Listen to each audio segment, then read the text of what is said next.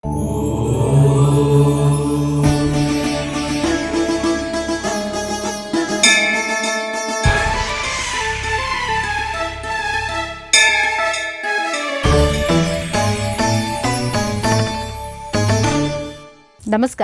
ETV life ఆధ్యాత్మిక channel తీర్థయాత్ర కార్యక్రమానికి స్వాగతం. ఆది పరాశక్తి అనేక సందర్భాలలో అనేక రూపాలను ధరిస్తూ వచ్చింది. లోక కళ్యాణం కోసం సమయానికి తగినట్టుగా ఆ తల్లి ధరించిన రూపాలలో దశమహావిద్యలు కూడా కనిపిస్తాయి. దశమహావిద్యలలో కాళికాదేవి రూపం ప్రధానమైనదిగా చెప్తారు. అలా ఆ తల్లి మహాకాళిగా ఆవిర్భవించిన క్షేత్రాలలో మహారాష్ట్రలోని చంద్రాపూర్ ఒకటి. ఇక్కడ కాళికాదేవి స్థానక భంగిమలోనూ శయన ముద్రలోనూ దర్శనమిస్తుంది. శాంతమూర్తిగా ఆ తల్లి కొలువైన అరుదైన క్షేత్రమే నేటి మన తీర్థయాత్ర.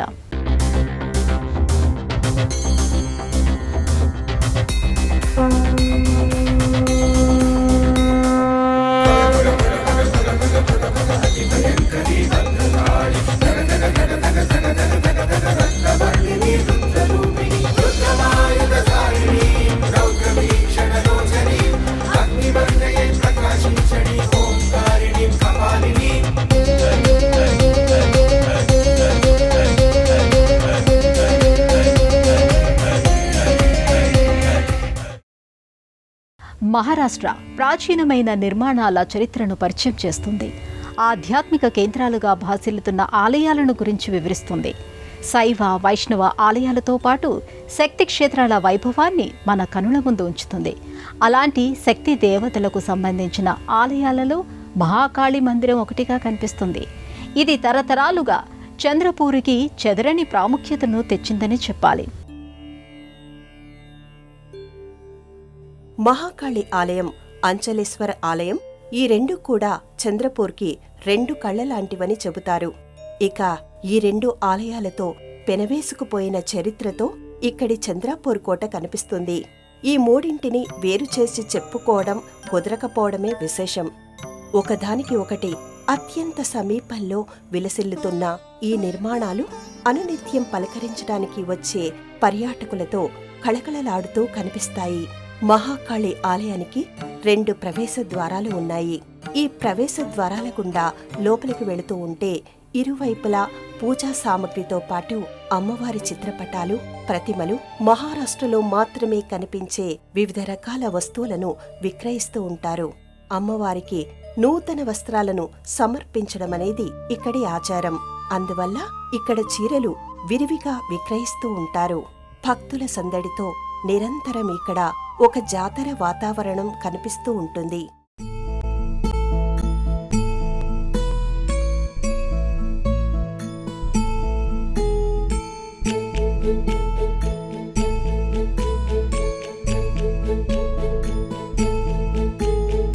రుద్రరూపిణి దుర్గామాత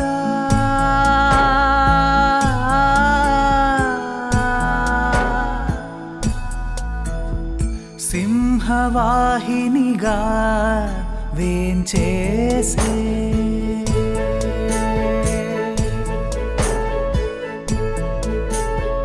రుద్రరూపిణి దుర్గామాత సింహవాహినిగా వేంచేసే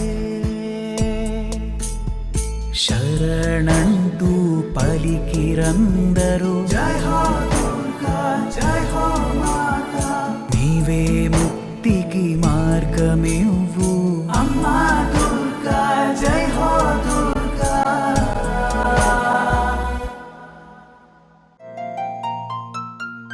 సువిశాలమైన ప్రదేశంలో ఇండో పర్షియన్ శైలిలో నిర్మితమైన ఆలయం ఇది. 16వ శతాబ్దంలో నిర్మితమైన ఈ ఆలయం రాజభవనాన్ని తలపించేలా ఇప్పటికీ ఎంతో పటిష్టంగా కనిపిస్తూ ఉంటుంది. ప్రధానమైన ఆలయం పక్కనే హనుమాన్ మందిరం ఉంటుంది. ఈ మందిరం పక్క నుంచి ఏర్పాటు చేసిన క్యూ లైన్ల ద్వారా భక్తులు ముందుకు కదులుతుంటారు. ప్రధానమైన ఆలయ ద్వారానికి ఇరువైపులా సింహాల ప్రతిమలను ఏర్పాటు చేశారు.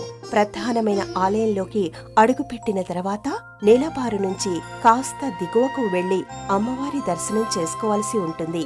అమ్మవారి నిలువెత్తు మూర్తి వెండి కవచాలతో దర్శనమిస్తుంది.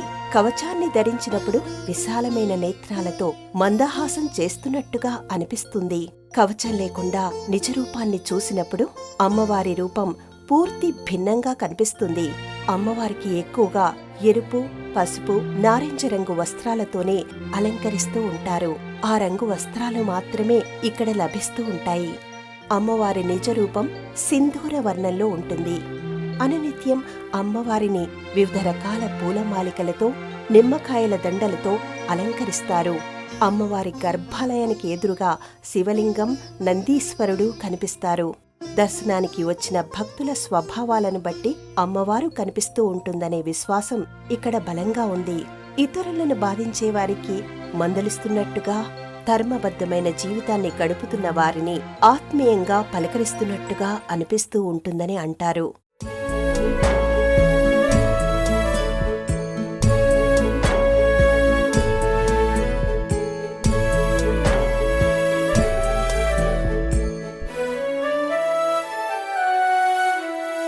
మదిలో తలచితి నీ నామం, నీ భక్తిలో మారిపోతి సన్యాసిగా. మదిలో తలచితి నీ నామం, నీ భక్తిలో మారిపోతి సన్యాసిగా. రుద్రరూపిణి దుర్గామాత, సింహవాహిని కలియుగాన ఇంద్రగిరిపై దుర్గామాతగా అవతరించి అష్టభుజముల విరాజిల్లే ప్రేమ కరుణలు కురిపించే. ఓ రుద్రరూపిణి దుర్గామాత సింహవాహినిగా వేంచేసే.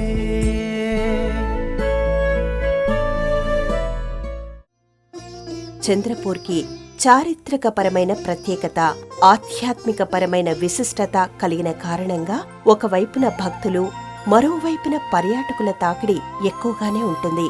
అందువల్ల ఆలయంలో భక్తులు పలుచగా కనిపించడమనేది అరుదుగా మాత్రమే జరుగుతూ ఉంటుంది.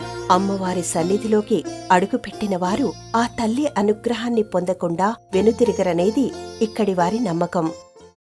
అసుర సంహారం కోసం పరాశక్తి అంశావతారముగా మహాకాళి అవతరించిందని ఆధ్యాత్మిక గ్రంథాలు చెబుతున్నాయి. దశ మహావిద్యలలో కాళీ పేరు ముందుగా కనిపిస్తుంది.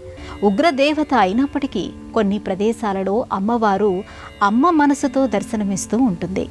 అలాంటి మూర్తినే మనం ఇక్కడ ఆలయంలో చూడొచ్చు. అసుర సంహారమే లక్ష్యంగా అమ్మ ఆవిర్భావం జరిగింది.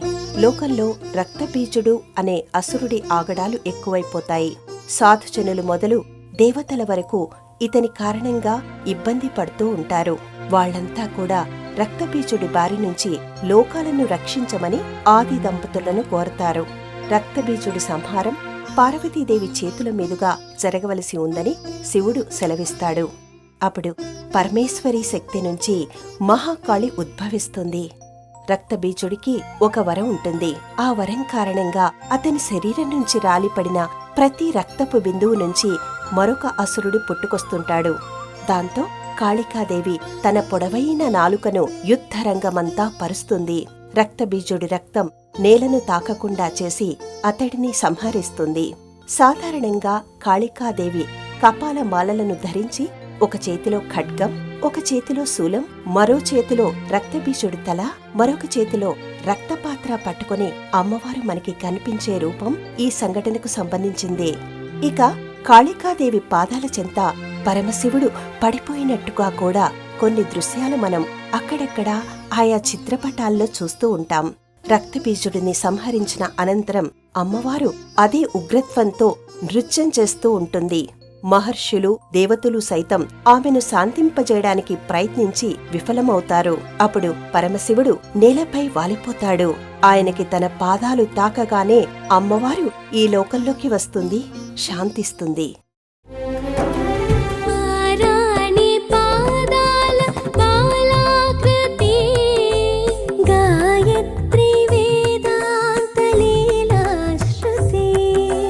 లోకానికే అన్నపూర్ణ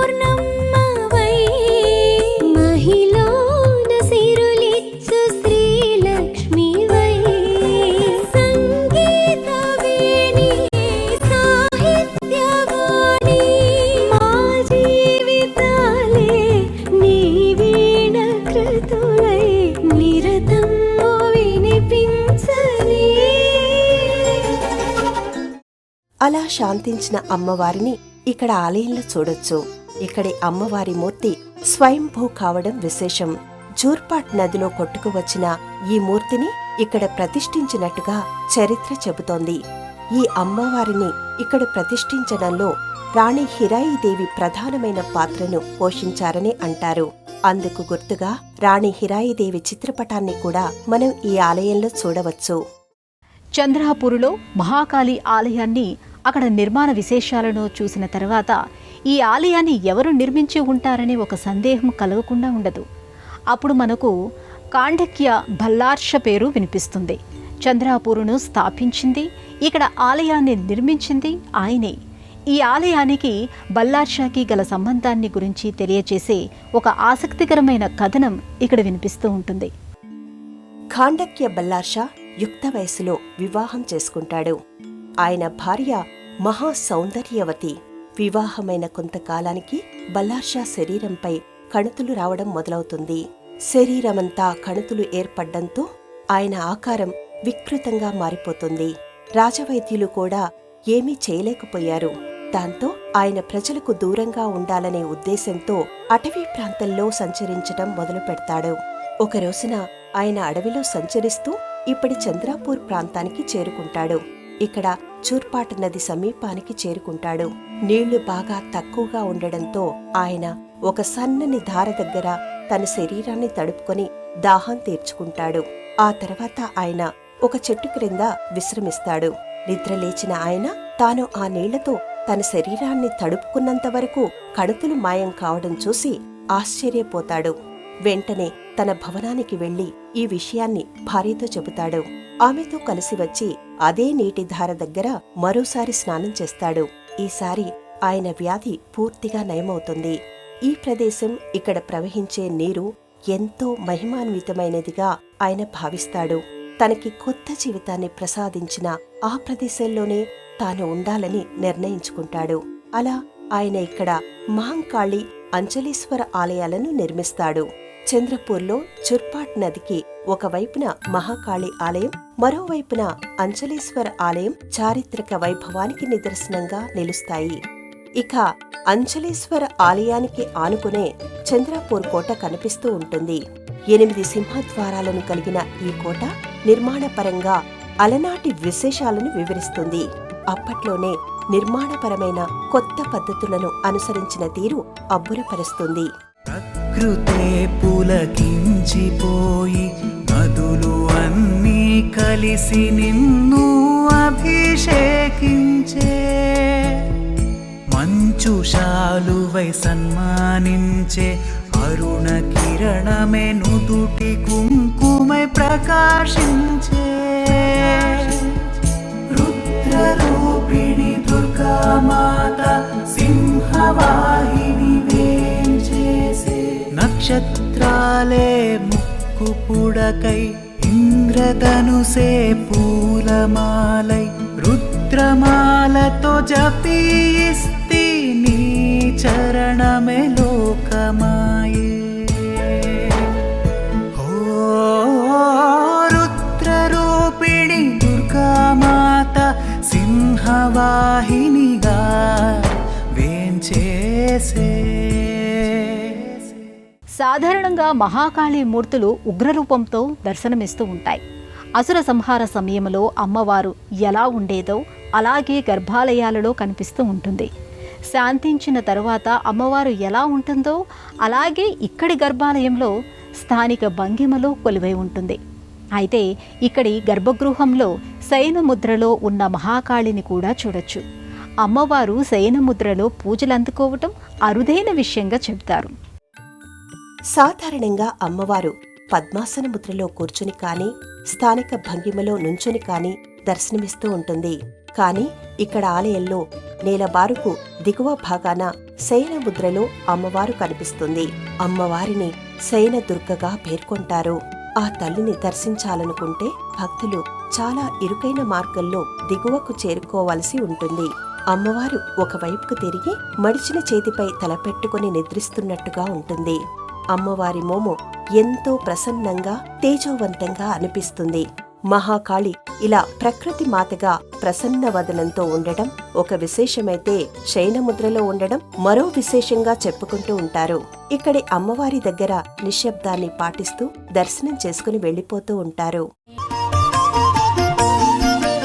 ఓం జయంతి మంగళా కాళీ భద్రకాళీ కపాలిని దుర్గా క్షమా శివా ధాత్రి స్వాహా స్వదా నమోస్తుతే నమోస్తుతే దేవి నమోస్తుతే నమోస్తుతే దేవి నమోస్తుతే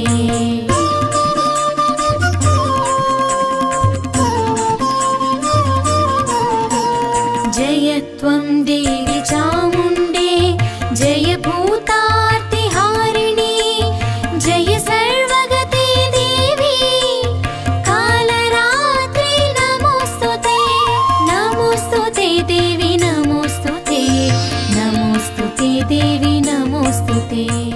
చంద్రపూర్ పర్యాటక ప్రాంతం కావడం వల్ల అమ్మవారి ఆలయంలోనూ నిత్యం భక్తుల సందడి కనిపిస్తూ ఉంటుంది.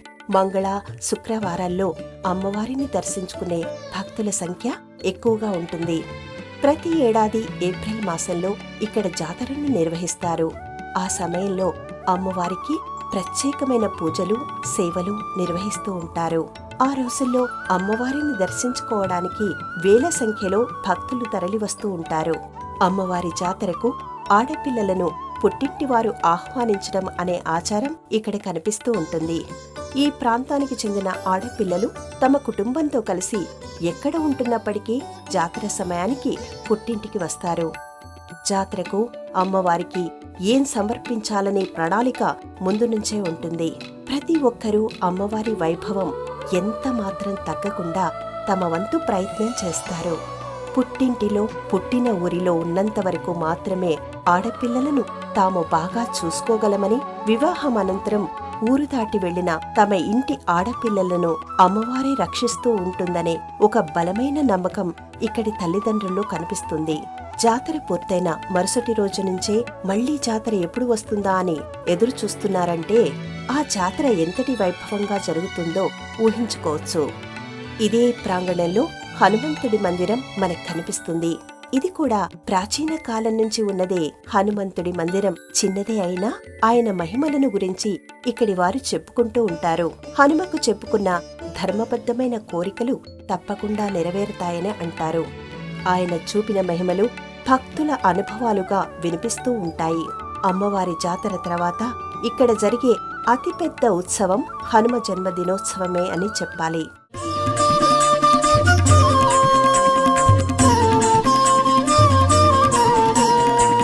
మధుకైట భవిత్రావి విధాత్రీ వరదే నమః రూపం దేహి జయం దేహి యశో దేహి ద్విషో జహి నమోస్తుతే దేవి నమోస్తుతే నమోస్తుతే దేవి నమోస్తుతే.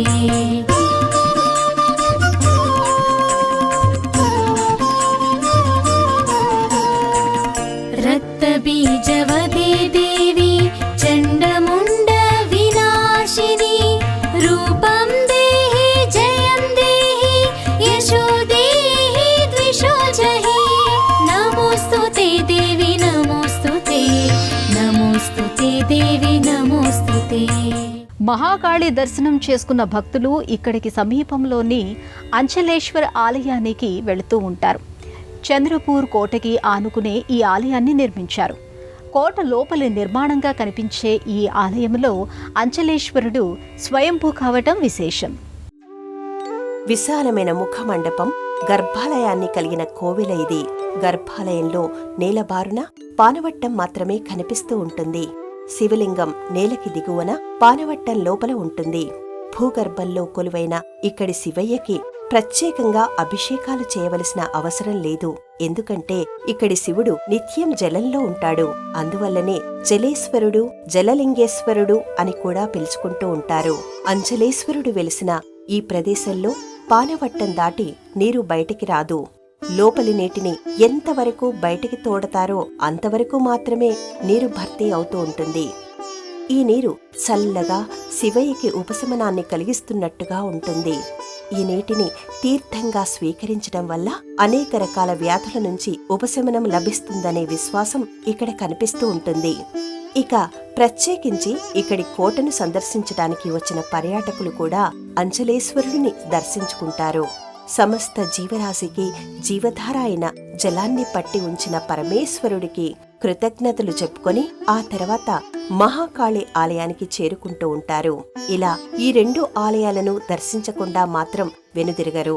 పరమశివుడి అనుగ్రహం వల్ల ఆయురారోగ్యాలు కలుగుతాయని, మహంకాళి దర్శనం వల్ల భయాల నుంచి, బాధల నుంచి విముక్తి కలుగుతుందని విశ్వసిస్తూ ఉంటారు. చంద్రాపూర్లో స్వయంభూలింగమైన అంజలేశ్వరుడు జలంలో కొలువై ఉంటాడు. జలలింగేశ్వరుడుగాను పూజాభిషేకాలు అందుకుంటూ ఉంటాడు.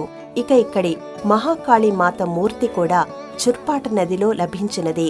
కాండక్య బల్లాష వ్యాధిని నివారించింది కూడా ఇక్కడి జలాశయమే.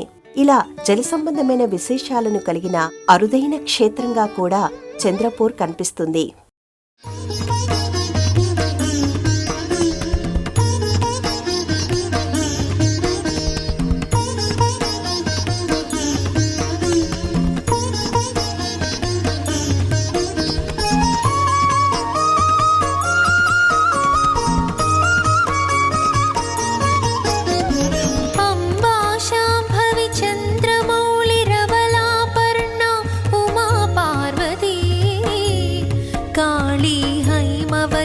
शिवा त्रिनयनी कात्यायनी भैरवी सावित्री नवयौवना शुभकरी साम्राज्यलक्ष्मी प्रदा चित्रूपी परदेवता भगवती श्रीराजराजेश्वरी श्रीराजराजेश्वरी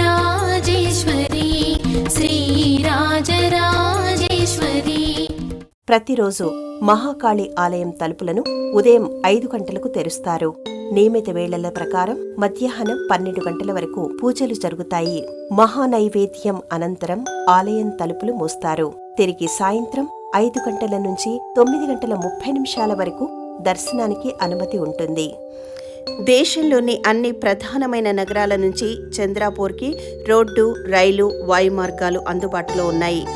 హైదరాబాద్ నుంచి వరంగల్, రామగుండం, మంచిర్యాల, సిర్పూర్, కాగజ్ నగర్, బల్లాపూర్ మీదుగా చంద్రాపూర్ చేరుకోవచ్చు. చంద్రాపూర్కి సమీప విమానాశ్రయం నాగ్పూర్. అసుర సంహారం కోసం ఆవిర్భవించిన మహాకాళి శాంతమూర్తిగా కొలువైన కోవెల ఇది. దేశంలో ఎక్కడా లేని విధంగా ఒకవైపున నుంచున్న మూర్తిగాను, మరోవైపున శయనముద్రలోనూ ఇక్కడి మహాకాళి దర్శనమిస్తూ ఉంటుంది. తరతరాలుగా గోండు రాజులు తమ ఇలవేల్పుగా ఆరాధించిన ఇక్కడి అమ్మవారు మహిమలు అనేకం. అలాంటి మహాకాళిని మనసారా దర్శించుకున్నారు కదా. మరో ఆలయ సందర్శనంతో మళ్ళీ కలుసుకుందాం. అంతవరకు సెలవు. నమస్కారం. శ్రీచక్ర నిలయాన లలితాంబికా దురితాలు తొలగించు దుర్గాత్మికా మహిషాదులను జీల్చు మంత్రానివై ధరించు మార్గాల తంత్రానివై